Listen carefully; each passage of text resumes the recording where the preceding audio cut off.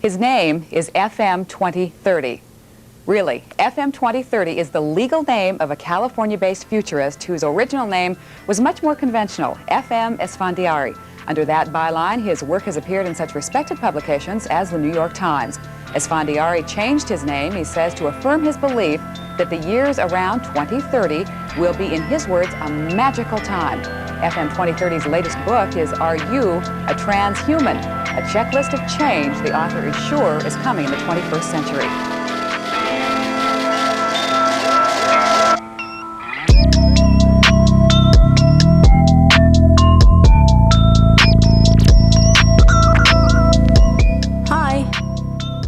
Can you see me? Okay, great. I haven't got long. I'm trying to save some of my carbon credits for the cinema tonight. Well, I now work for Healthy Me on the health services sales team. Let me just log on.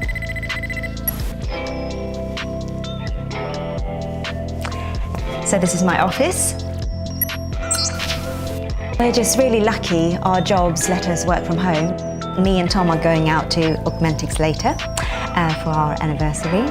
Occasionally we will get a babysitter from RepNet. All our friends use it. It's just so much easier relying on one reputation management site. Hey guys, it's Tim. And I just finished watching this video that you're about to see, and I came away thinking that I should probably add this quick disclaimer to point something out. So in this compilation video, you're going to see a lot of old media footage from over 10 years ago that details a combination of various public programs and government initiatives which are related to transforming society by the year 2030. And now, here in 2024, it's not too surprising to see an alignment between these globalist agendas and the year 2030 because, of course, we have since become acquainted with the United Nations Agenda 2030 plan, and the Great Reset and all of this. But you're about to see a lot of correlating evidence to illustrate the fact that the deadline for this transformation agenda was actually set long before Agenda 2030 was ever created, back in September of 2015. And the year 2030 is a year that has long been associated with the pursuit of social transformation and of a new age. But here's the disclaimer. I just want to be clear that I do not believe that 2030 will be the precise year of the apocalypse. I have no reason to believe that it will bring a major spiritual event, and I'm definitely not predicting the arrival of the Antichrist or the date of Christ's return or anything like that. Because of course the Bible is very clear that no man knows that day or hour. So this video is by no means intended to prophesy or imply anything regarding a spiritual or biblical connection to that specific year. But although I would never prophesy or set a date for those kinds of things, I'm more than comfortable to point out signs of the end times. I mean, after all, Jesus himself taught his disciples about what will be going on in the world as we approach that final hour. And it includes things like wars and rumors of wars and famines and plagues and pestilences and widespread natural disasters, amongst many other things. And it goes on to say that when the Antichrist comes onto the scene, he will unite the world, and even rival nations will be unified in subjection to his kingdom. And I just find it rather interesting that we find ourselves in a time where nations across the world are being gathered under the umbrella of an organization that is literally called the United Nations, whose influence has suddenly compelled a majority of competing nations to fall into alignment with its directives, radical directives that are intended to transform the world as we know it, most notably these Sustainable Development Goals. And maybe I'm just looking too deeply into things, but I think it's never too early to repeat what John the Baptist said all those years ago. Repent ye, for the kingdom of heaven is at hand. If that was true then how much closer must we be today? The United Nations Sustainable Development Goals are 17 targets we must meet by 2030 to ensure decent lives for all on a healthy planet. Right now, it's expected we will fail. One reason for that is the growth in our global population.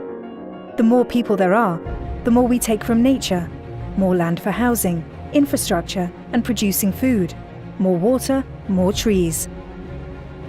More of us means more pollution and the climate emissions that threaten us all. Our numbers are driving a sixth mass extinction, with 1 million species at risk of disappearing for good. Everyone deserves a long, healthy life, But when governments are poor, health systems buckle under the pressure of growing populations. Meanwhile, women and children are dying because of barriers to family planning, and millions of women and girls still have no say over what happens to their bodies and lives. There is enough of everything for everyone on our planet now, if the richest nations take less and share more. But with our population expected to reach almost 11 billion by the end of the century, abolishing poverty and hunger and providing food, safe water and energy for all without destroying more of the living world will become impossible. Just as all these problems are linked, so are the solutions. When women and communities are empowered and given the best education, they usually choose smaller families. That helps people escape poverty while taking pressure off resources and the environment. Good healthcare and economic security free people from the need to have many children to support them. And access to modern contraception means that they can choose to have fewer. In rich countries where our impact is so excessively high, we can make a critical difference by having smaller families alongside reducing our runaway consumption. Achieving a sustainable global population matters. If we do, we can all have the dignity, security, and well-being envisioned by the Sustainable Development Goals. We must not fail. Let's invest in and celebrate solutions that empower people to choose smaller families, make their lives better, and protect our only home. Today, tomorrow, and forever. Visit populationmatters.org/SDGs to find out what you can do. The recent UN meeting in Cairo is appropriately focused on one of these key issues, population growth. But the controversies which have erupted at the conference illustrate the problem of coming to grips with issues that are deeply divisive and which have a profound moral dimension. The United Nations can and should play an essential role in helping the world find a satisfactory way of stabilizing world population and stimulating economic development in a manner that is sensitive to religious and moral considerations. The earth just cannot handle the sheer number of humans who live here. Something has to give. And I believe that it's up to us who have lived a good life to make sure that our children will have the opportunity to live good lives too. I have lived a good life. I have lived a good life. I have lived a good life. I have lived a good life. The British government's chief scientist is warning that by the year 2030, growing world population will cause a, quote, perfect storm of food, energy, and water shortages. Professor John Beddington says that by that time, the demand for resources will create a crisis with dire consequences. He says that by 2030, demand for food and energy will jump 50% and for fresh water by 30% as the population tops 8.3 billion. And climate change will exacerbate matters in unpredictable ways. Beddington told the Sustainable Development UK 09 conference that, quote, it's a perfect storm. There's not going to be a complete collapse, but things will start getting really worrying if we don't tackle these problems. Youth 2030 Cities.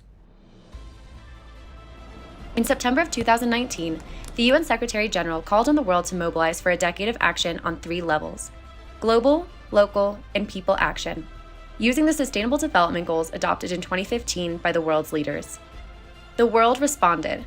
Youth responded. Youth 2030 Cities is a partnership between UN Habitat, Foundation Botner, youth, and local government. Youth 2030 has engaged youth from 6 countries who are part of the Healthy Cities for Adolescents program. The goal is to demonstrate how youth can take local action and have global impact, using the Sustainable Development Goals as a measuring stick. Fort de la Future involves youth-partnered collaboration to address issues of nutrition and sexual and reproductive health and human rights. Over 100 young people from Senegal came together to develop a declaration and commit to focusing on the implementation of the SDGs by 2030. In Quito, Ecuador, our local partners Diálogo Diverso provides resources and safety for LGBTQIA members, as well as migrants and refugees. Last year, they painted the COVID-19 mural, which depicts an array of unique Ecuadorian faces. The project aims to make public spaces safer and more inclusive while advocating for the use of masks. In each of these cities, youth learned how to localize the Sustainable Development Goals and implement the new urban agenda. Through these trainings and conversations with local government, we see how youth are paving the way to a future that is more sustainable, safe, resilient, and prosperous for everyone. Youth 2030 Cities proves that when youth are given a voice, change can be made. Youth 2030 Cities, a UN Habitat and Foundation Botner initiative. In recent years, the UN has turned more and more to young people for hope, vitality, and a measure of guilt when it comes to getting governments and corporations to act. We are in the beginning of a mass extinction, and all you can talk about is money and fairy tales of eternal economic growth. How dare you! We are the young people of the world, demanding you, the leaders of the world, to fulfill your obligations. In New York and cities across the world, climate protesters took to the streets ahead of this week's gathering, demanding world leaders help protect future generations and end the use of fossil fuels. The UN says now is the time for leaders to prove they are listening and keep the pledges they made.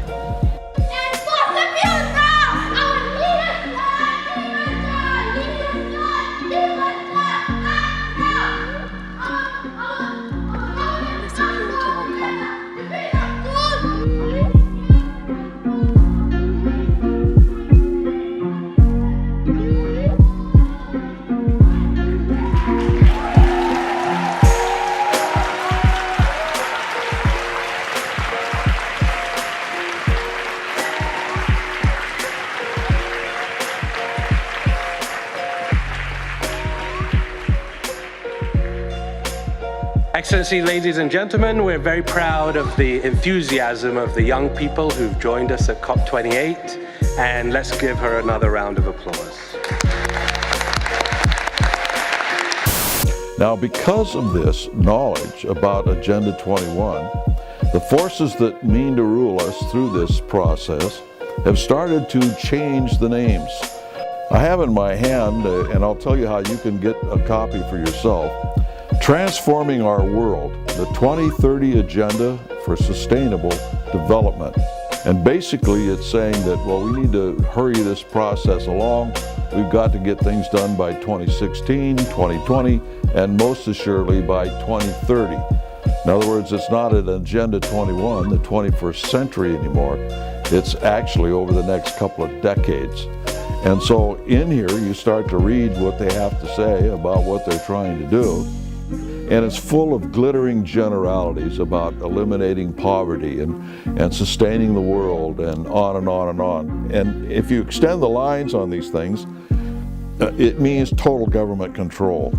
They talk about freedom, they talk about independence, they talk about equality and all the rest of it, as long as they are in control. So the Bill of Rights of Congress says that Congress shall pass no law, period. The United Nations says, yes, you have these rights, but we can regulate them.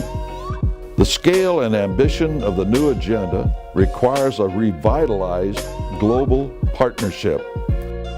This is a very important document. When you start to really analyze what they've got in this thing, it's a total dictatorship over all of us, all of our lives, our governments, everything. If they can control the economy, what does that do to your business? If they can control the farmland and everything else in the name of feeding the world, to eliminate poverty, and about every fourth or fifth paragraph in this thing says we want to eliminate poverty. Well, it's an impossible task. For those of you who are Christians, you know that Jesus Christ told us the poor we will always have with us. And it's true, we will always have poor. It's a relative thing, first of all. Earth News in the year 2030, brought to you by Prego Spaghetti Sauce. Today, the last tree in the once lush Amazon rainforest was cut down. Our future? Not if we fight deforestation. I'll be back to tell you how. Oh, hi. I'm so glad you're on time. I'm V. I'm looking forward to showing you around Plandopolis today. My husband works from home. He's a virtual engineer working on one of the city's desalination plants. He controls the robots who do all the important maintenance. I think he basically plays computer games for a living. You ready to go? Have you got your calorie card open on your smartphone? I registered your visit with Slick Travel Corp the other day, so they've allotted you a journey time to match mine. It makes so much sense, doesn't it? Switch off brain and go to work. With this many people around, I'm glad there's a mega computer in charge. We're so lucky. Our kids were allocated a school quite near my practice, so I can drop them off on the way. It saves on our calorie ration. Well, it won't be long until the little darlings get their career announcements. They've been working so hard, so I'm sure they'll get something good. Not that there's anything wrong with fixing carbon scrubbers for a living or anything. Are you hungry? Let's pop to the market as we're passing. Right, what's on the menu this month? No, not meat. It's not your birthday. The Global Food Council are doing a really good job of keeping food production going.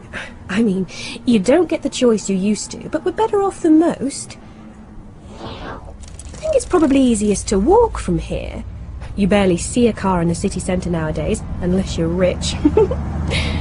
Well, the state knows they just aren't practical anymore. We're all trying to meet our global carbon deal. Electric bikes are so much better for getting around our neighbourhood. And why waste valuable space on car parks when you can use them to grow food? I don't care what you say, Alex. They don't deserve to live in that ghetto.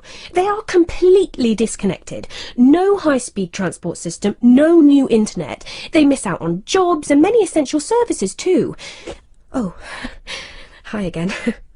What a day. I had to make an emergency visit to the Cry Freedom ghettos. I mean, I miss my sister like mad, but I'm glad they went when they were moved to New Amsterdam. They're safe from climate change on the floating city. Oh, that must be her now. It's much easier to meet up with friends virtually now. So many cities have banned cars in central areas. Ooh, looks like she's got some juicy gossip. Okay, so it's 3708, Okay. paper plastic. Plastic. That's the magic word. Green police. You picked the wrong day to mess with the ecosystem, plastic boy. Battery! Battery. Let's go! Take the house! Come on! Put the rind down! Sir! That's a composting bird shit! Uh-oh! Did you install these bulbs? Well, Tragedy strikes tonight where a man has just been arrested for possession of an incandescent light bulb. What do you guys think about plastic bottles now? The water setting is at 105. Yeah.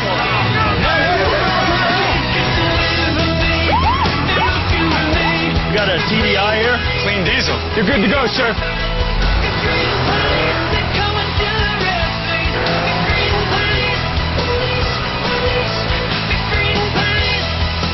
Good afternoon, officers. Are those foam cuffs you're drinking from? Yeah. Please step out of the car and put them on the hood. The SDGs, or Sustainable Development Goals, are made up of 17 targets It is so decided. that were adopted by all member states in 2015, an ambitious blueprint or to-do list, which includes fighting climate change, protecting our oceans, combating disease, eradicating poverty, ensuring quality education, and gender equality. This year marks the halfway point for achieving the 2030 deadline, and according to the latest progress report, the world is in trouble. Only some 15% of targets are on track to be reached by 2030. Close to half are moderately or severely off track, and some 37% have either seen no movement or regressed below the 2015 baseline. How dare you! Earth News in the year 2030, brought to you by Campbell's Home Cooking Soup. Our dependency on trees couldn't be more fundamental. They not only produce oxygen, they actually consume harmful carbons. Plant a tree. If every American family did, we'd reduce over 1 billion pounds of these gases yearly. Act today to save tomorrow. If you thought Sydney was getting too big for its boots, you're not alone. The Lord Mayor wants to tackle the mounting problems caused by the city's growth. At a business breakfast, Clover Moore announced a project to combat traffic congestion and pollution problems. Dubbed Sustainable Sydney 2030, the Lord Mayor wants Sydney to follow the initiatives of other cities like London, New York and Toronto. The key to the transformation is responsible and sustainable urbanization. And that's what you all are here discussing today and implementing in a growing network. Over the past 2 years, we at Architecture 2030 have tasked ourselves with keeping to replicate the great work that started in Seattle. We've already seen initial replication of the 2030 district model in 3 of our partner cities, Cleveland, Pittsburgh, and Los Angeles. Collectively, we have over 75 million square feet of committed properties from 86 property owners and managers, all aligned with the same vision and goals for high-performance building districts.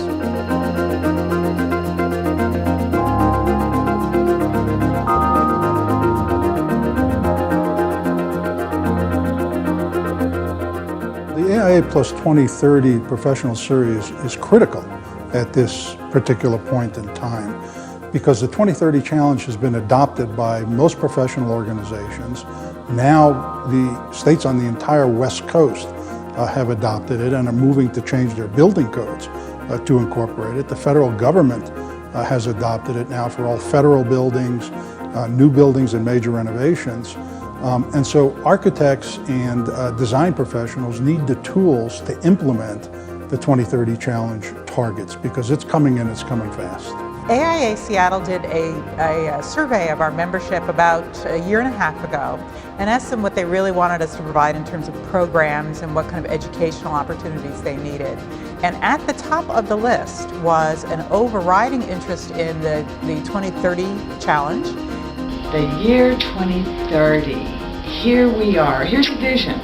We could actually get ourselves together as humans and recognize that we're at sort of a dead-end path. Leadership 2030, I think, is a book about the perfect storm. It's a book about a rare combination of circumstances that dramatically change and complicated how leaders will need to lead in the future. I can today announce that the UK government has decided to become the world leader in low-cost clean power generation, cheaper than coal, cheaper than gas.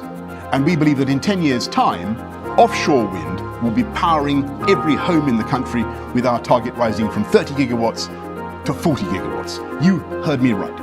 Your kettle, your washing machine, your cooker, your heating, your plug-in electric vehicle, the whole lot of them will get their juice cleanly and without guilt from the breezes that blow around these islands.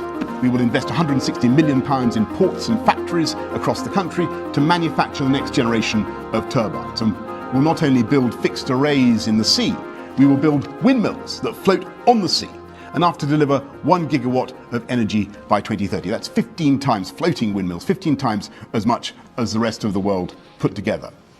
California is a global leader on clean energy, and now the state is setting its sights on the coast, home to some of the best offshore wind resources in the country. To harness all of that energy, California is aiming high with a goal to generate up to 5,000 megawatts of offshore wind by 2030. The Obama administration's new plan requires America's 1,000 power plants to reduce their carbon dioxide emissions to 30% of 2005 levels by the year 2030. Clarkson's Renewables Intelligence Network sees a global potential for 14.5 gigawatt of power generated by 1,300 floating offshore wind turbines by 2030.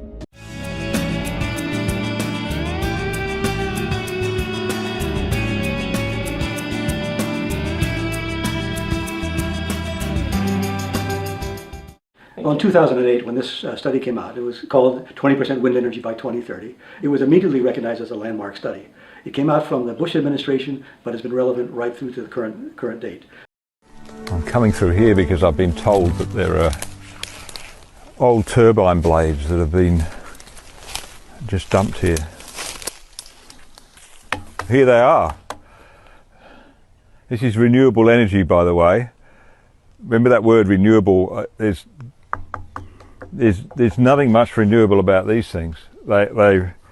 These are old turbine blades, quite short ones actually. I mean, they look big, but they're some of the early 20 meters, I think. And now they've worn out. You can see, you look at the quality of it, it's not much life left in that. Can you recycle it? Good luck. Great beached whales sitting here, these massive, well, not that massive compared to the ones we've seen in action today. So when they run out, of course, what are we going to do with those? Same deal, right? Just sit here. This tells the story. So $1.4 billion for the Chillumbin wind farm, and in 15 years, they'll just be sitting here like this.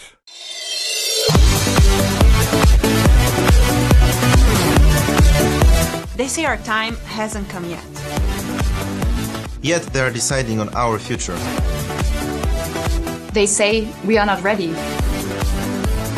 But they don't give us a chance to prove that we are. They say our time is the future. But our time is now. They say we should stick to the old rules. But look where the old rules have got us. Our generation has the power to end poverty, fight climate change, and build a sustainable future for all. But first, we need to be heard. Listen. Listen. Listen. Listen. Listen. And raise your voice with us. You too can be Youth 2030. Are you worried about your future? And is climate change one of your concerns? How about we tackle all these problems at the same time? Yes, it's possible. That's why the European Commission has proposed new climate and energy targets up to 2030. That was gorgeous. It was such a good idea of yours to come here. It's really taken my mind off things. We should do it more often. Well, I suppose I should get back to work. I'll see you later, darling. Right, where was I? Oh, hi there, I'm V. You've come for a look around, haven't you? Well, I've got a bit more work to do here, but I can show you the sites when it's time to pick up the kids, if you like. It won't take me long to see the patients. We do it all virtually now, you see. I can quickly show you the garden as you're here. We share this with our neighbours. It's great, isn't it? We use the household waste from the block to create gas and fertiliser. It's dead simple, and it means that we exchange any surplus power for food and vouchers and subsidies. It comes in really useful with our microgeneration targets too. I work here on Thursdays. Well, most of us have scaled back our work hours now, and it makes sense. There's less money to go around, but more time for family and all this kind of stuff. Here we go. Welcome to Renewabad. It's nice, isn't it? Really clean and safe, and thank goodness we've kissed goodbye to the traffic jams. All the vehicles are controlled by computers now, you see. This is the Golden Star service. They're not as fast as the Red Express, but the coffee's better. It's a short hop to the school. Look, I brought this for you. We live just near the growth boundary, and the school is in the next urban village, but the high-speed rail makes it really manageable. In fact, the journey time is really valuable. I get the shopping done, chat to friends, I can even see some patients. I'm really lucky that my job is still valuable. It's a service, you see. People are so bored with useless products. It can be a bit scary travelling through the non-transition zone, though. They were really left behind by not converting to a low-carbon way of life. There's a real resentment there. They were really left behind by not converting to a low-carbon way of life. There's a real resentment there. Oh, I'm here already. Hello there. How was school? Wow! How cool is that?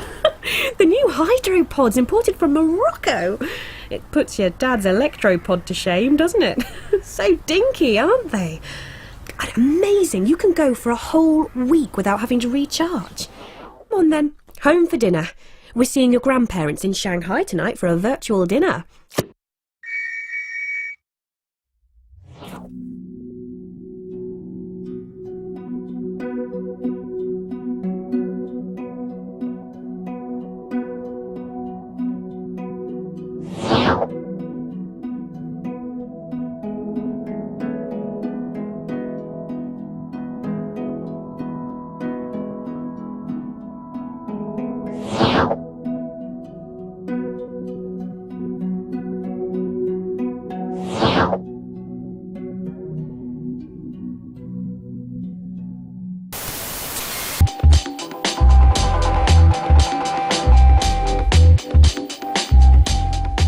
Well, we continue our series, Young Global Leaders, by meeting with people who have dedicated their professional lives to improving health care. Young Global Leaders is an initiative started by Klaus Schwab. Now, he's founder of the World Economic Forum. The goal, to connect young people who are committed to solving the problems of today and tomorrow. Finally tonight, ending extreme poverty around the world by 2030. That's the ambitious goal announced by World Bank President Jim Yong Kim as his organization and the International Monetary Fund begin their annual spring meetings with delegates from around the globe. We can be. We must be the first generation to end extreme poverty. The generation Most determined to fight injustice and inequalities. The generation that saves the planet from climate change. And this is how it will get done. The global goals. A 15-year plan For everyone, everywhere. with no one left behind. We will live in a world where nobody Anywhere lives in extreme poverty. where no one goes hungry. Where no one Wakes in the morning asking if there will be food today. We will live in a world where no child has to die of diseases we know how to cure. And where proper health care is a lifelong right for us all. We will live in a world where Everyone goes to school. And education gives us the knowledge and skills For a fulfilling life.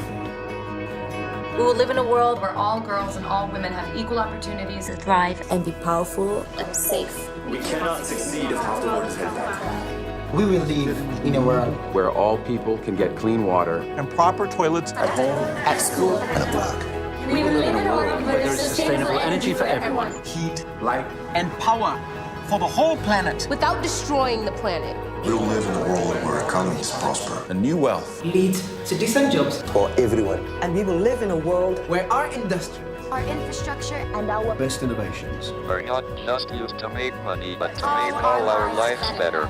we will live in a world where prejudices and extremes of inequality Are defeated. inside our countries. And between different countries. Where people live in cities and communities that are safe, progressive, And support everyone who lives there.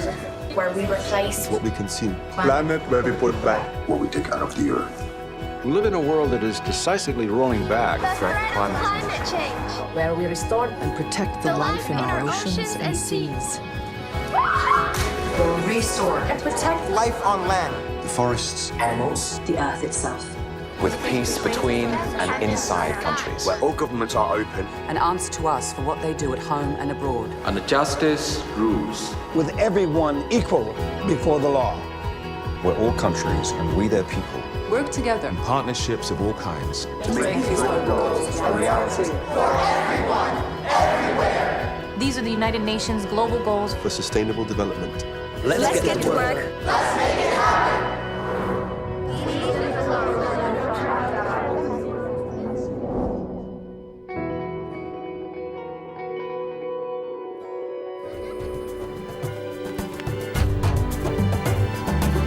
Wakilisha, wakilisha. Wakilisha, wakilisha. We had a vision today. We saw good schools and perfect roads. We saw a Kenya with good hospitals, a Kenya that can feed the world. If we work hard to improve our future, we will live in a better Kenya. Wakilisha, Vision 2030. Wakilisha, wakilisha. Wakilisha, wakilisha.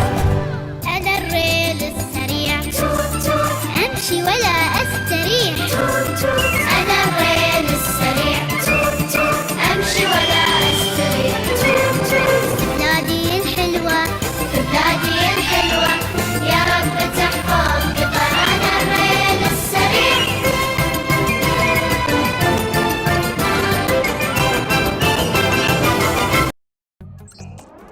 The teacher's role is changing too.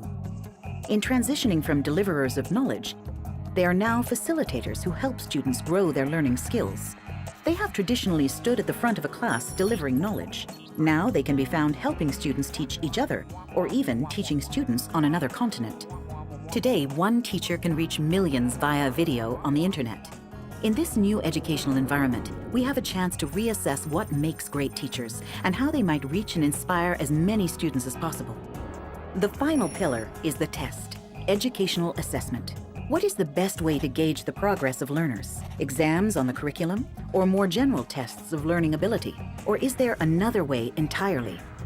We are in the midst of a huge experiment, and we don't yet know what works. Are tablets that much more engaging than chalkboards? Does being alone with an internet connection create a better learning experience than struggling through alongside your peers? Are massive online courses just creating bigger batches? It is vital that we answer these questions quickly and push global achievement as high as this age of new opportunities will allow.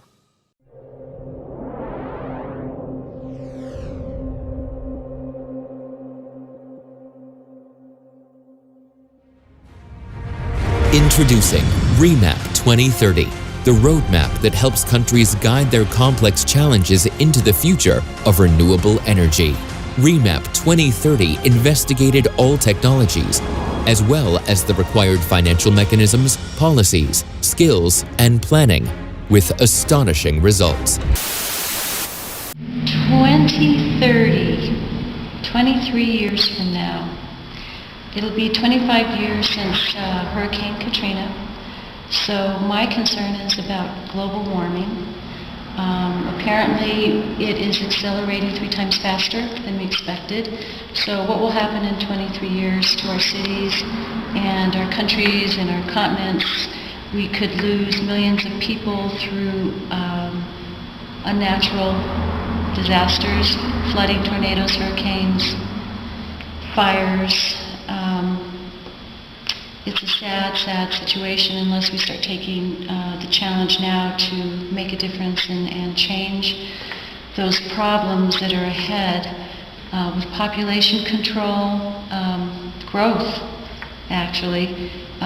There's going to be more farmlands being created in the rainforest. Worldwide, we're going to need more food, which means probably the food will be processed, refined, and bioengineered. So what's going to happen to our human body, nutrition-wise? Future Food, the menu of 2030. The world's population has been increasing faster than food production, even with modern agricultural technology. There will be 9 billion people to feed by 2050. Researchers have been looking at new food sources, tweaking existing ones, and even creating entirely new foods. We examine what could be on our dinner table 20 to 30 years from now. Critters. A 2013 UN Food and Agricultural Organization report reminds us that there are 1,900 edible insect species out there, that some 2 billion earthlings already regularly consume: beetles, butterflies, moths, bees, and locusts. Insects are abundantly available and rich in low-fat protein, fiber, and minerals. Lab meat. Scientists came up with synthetic meat grown in the lab. As early as 2013, scientists have already cultured ground beef from cow stem cells. Although that lab patty cost $330,000 to make and tasted quite bland, experts predict it will only take a decade or two for an affordable product that looks, cooks, smells, and tastes like ground beef. Algae. While it is already used as a biofuel, algae is seen as a solution for the problem of food shortages, as it can feed humans and animals alike. Algae is the fastest growing plant on Earth and has long been cultivated in Asia. Food experts predict algae farming could become the world's biggest crop industry, as it can be grown in both the oceans and in fresh water. It is a good source of vitamins and minerals. GMO chow. Genetically modified food is nothing new. We first re-engineered the DNA of plants in the 80s to make them disease-resistant. By the 90s, GM foods were commercially available. Several food items we consume, fruits, crops, livestock, even fish, have undergone some sort of genetic modification. These are generally safe and went through strict standards. 3D printed dishes. Straight from the printer and onto the plate, you will be able to fully customize food shapes, textures, tastes, and forms. You can order online your favorite chocolate bar or snack and 3D print it with a machine at home. The food you're craving will just be a print away. We are in the middle of a major revolution, a revolution in values. The fact that there are 18, 19 million people in this country alone who are now either full vegetarians or quasi-vegetarians. There have been massive changes or transformations in our eating habits. People value their bodies more than ever. We want to live far into the future. We also are protective of animals. We want to be protective of the environment. For me, the revolutionaries, the futurists of our times, are not just our astronauts, although they are, to be sure, wonderfully futurist. They're great, but they're also the people here who are spearheading this movement toward non-violent eating. The people who are involved in the animal protection movement, the vegetarian movement, the vegan movement, and so forth. They are just as central. The question is, are you a transhuman? That's the name of the book that's published by Warner Books, and its author is with us today to explain that and talk about the future of financial markets. His name, or is it your number, is FM 2030. That's my transhuman code number, Bill. I see. FM 2030. The historical forces, Phil, which spawned and sustained marriage associations and marriage systems, family systems through the ages, I think are just phasing out. All the things that family and marriage performed in the past now can be fulfilled outside of marriage. For instance, lovemaking, companionship, procreation. But not parenthood. Well, shared parenthood. I think we're moving away from exclusive parenthood towards shared parenthood. One of the lovely things about our times, as I see it, Phil, is that there are a whole lot of options open to the individual, of which singling is one. Yes. Coupling is yet another, exclusive or non-exclusive. Triads, 3 people linking up, for instance. Wedding ceremonies. These are rituals that allow 2 people to announce to the world that they now belong to each other. Weddings would be more honest if the bride and bridegroom peed on each other to establish their territory. Keep out, everybody. This is now my property. The idea is that we're moving away from ritual and from exclusivity and territoriality. We're growing more and more fluid, more and more global, more and more mobile. And in the process, less and less human? FM 2030 says yes. The fact that we're no longer of this planet only, and the fact that we're no longer confined to these bodies, leads me to foresee a time, very short, very, very shortly, I'd say in the coming 2-3 decades, when in fact by no stretch of imagination, by no stretch of definition can anyone be called human. I'm a person who's not involved in the past. I like to think of myself as someone who lives the future. And I wanted a name that evokes the future, a name that evokes my dreams and hopes and visions. And I thought 2030 was a neat name, yeah.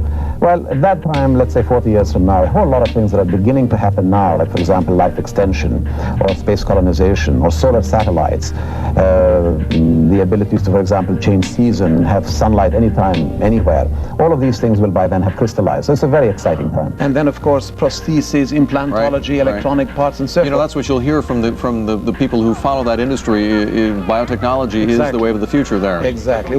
Yes. The globalization of the markets. I mean, we're becoming this smaller and smaller global community now, and you're seeing it in all phases of our lifestyle, and I think especially in the investment community, because information is so valuable right now. That has to be a key to the future as well, that information side. Absolutely. What do you mean by the title, transhuman? It means the stage beyond the human. This very day, there are scientists who, through, let's say, biological engineering and genetics and robotics and what we call transgenesis and so forth, creating the beginnings of what will eventually be life forms more advanced, more refined, more evolved than us humans, including ourselves, by the way, Larry.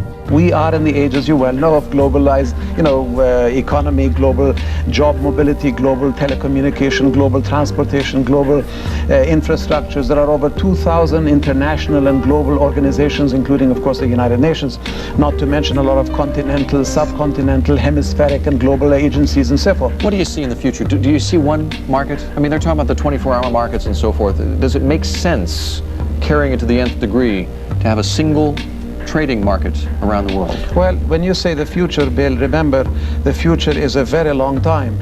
And I would say I'm supremely confident we have. The thing is, the immediate future, yes, we're moving toward the global market. In fact, we are in the age of the global market. We are already trans-biological, trans-solar beings, and therefore we are transhuman. And even transhuman is not our final destination. It's just a transitional phase from the human to something infinitely more advanced, infinitely more refined, infinitely more sophisticated, and that is the post-humans of the middle of the 21st century. Is FM 2030 putting us on? Maybe, maybe not. Maybe our grandchildren will find out for sure. David George, CNN, Future Watch. For all of us here at Future Watch, I'm Donna Kelly. Thanks for watching. Join us again next week for another journey into the 21st century. And now stay with CNN for the latest news. This is a glorious moment in human evolution. These are the years, the decades, when so far as we know, for the first time in evolution, living beings have broken away from this planet to journey to other worlds. These are the years, the decades, when so far as we know, for the first time, living organisms are mutating their biologies to overcome aging and death.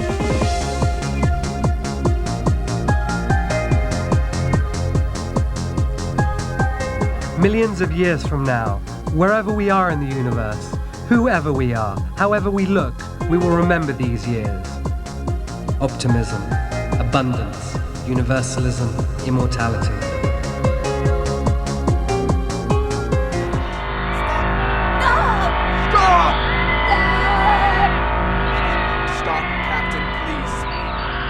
Stop! Holy Gaia, that's enough! Stop! Stop, holy Gaia! Everybody's a tree. I knew I'd do it. I can't let you do that, Captain!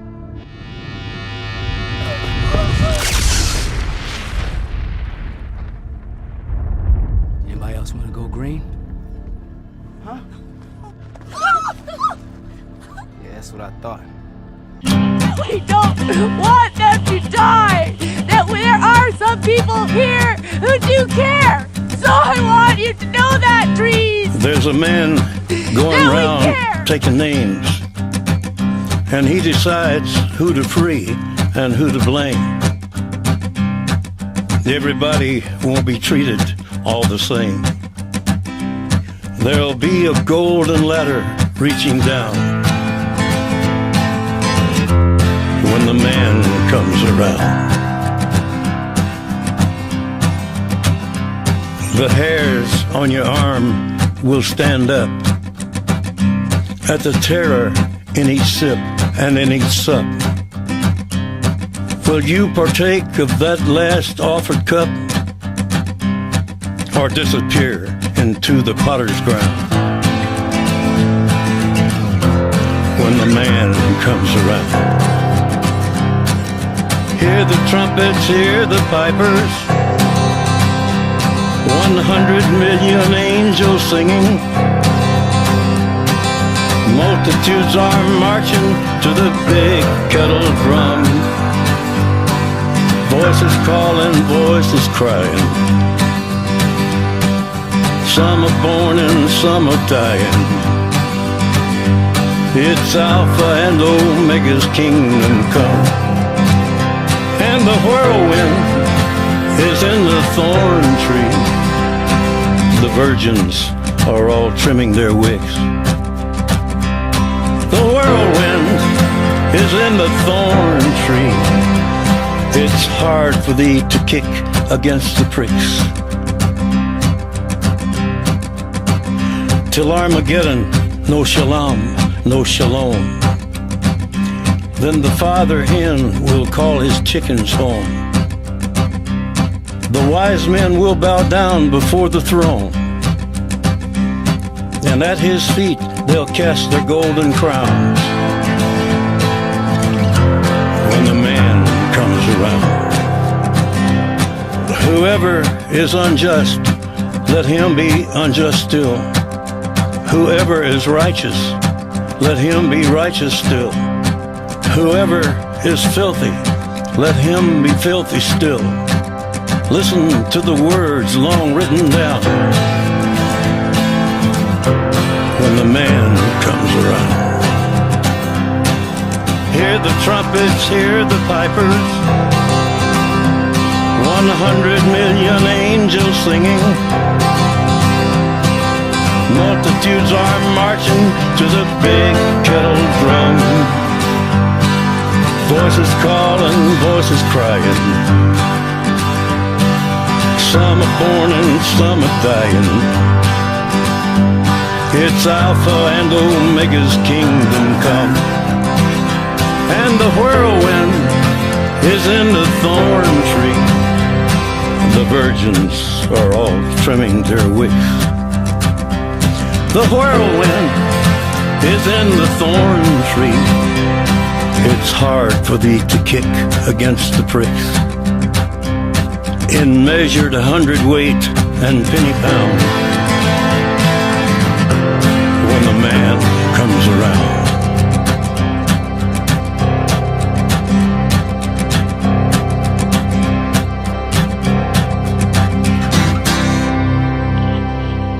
And I heard a voice in the midst of the four beasts, and I looked, and behold, a pale horse, and his name that sat on him was Death, and hell followed with him.